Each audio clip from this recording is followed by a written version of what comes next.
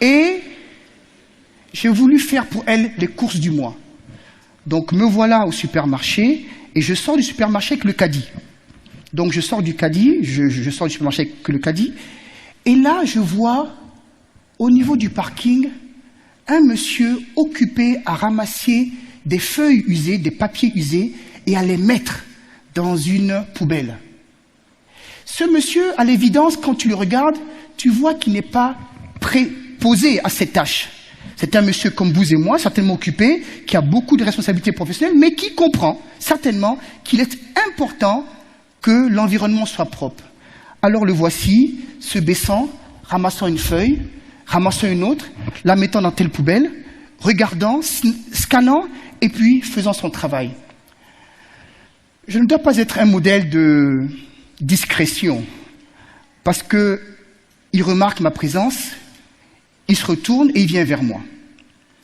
Il me demande dans un anglais parfait, vous vous demandez ce que je fais, n'est-ce pas? Et avant que je lui réponde, il me dit, je m'occupe de mettre les papiers usés dans les poubelles parce que les papiers usés ont comme destination la poubelle. Et avant que je ne réalise ce qui m'arrive, il disparaît. Je vais être honnête avec vous. Jusqu'aujourd'hui, je ne sais pas si je vis un ange ou si je vis un homme. Parce que l'impression que ce monsieur a laissée sur moi est extraordinaire. Il m'a marqué d'une manière incroyable. Il m'a donné une inspiration telle qu'aujourd'hui, je ne supporte plus de voir un papier traîner. J'y vais, je le ramasse et je cherche la première poubelle pour l'y mettre.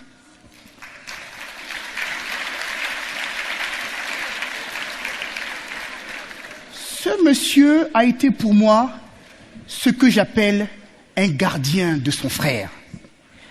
Voyez-vous, il ne m'a pas donné de l'argent. Il ne m'a même pas visité. Il ne m'a pas vêti. Il ne m'a pas donné à manger ou à boire. Mais il m'a inspiré. Il m'a donné plus que cela. Il a eu sur moi un impact à cause d'une interaction de quelques secondes qui fait que jusqu'aujourd'hui, je me souviens et je n'oublierai jamais ce monsieur.